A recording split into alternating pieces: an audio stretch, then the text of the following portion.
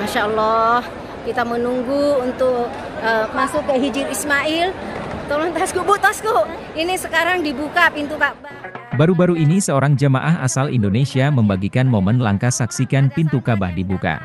Seperti yang diketahui, pintu Ka'bah yaitu hanya dibuka 2 kali dalam setahun.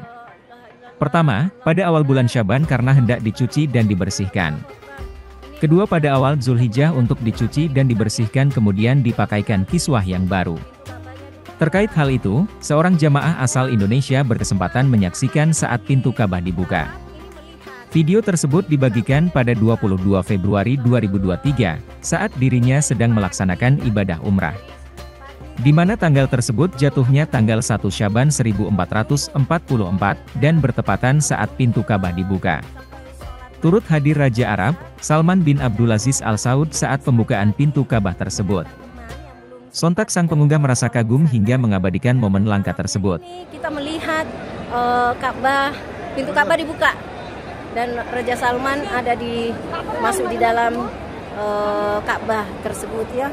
Masya Allah, subhanallah, ya Allah, Allahu Akbar, Allahu Akbar, Allahu Akbar, Allahu Akbar, la ilaha illallah, Allahu Akbar.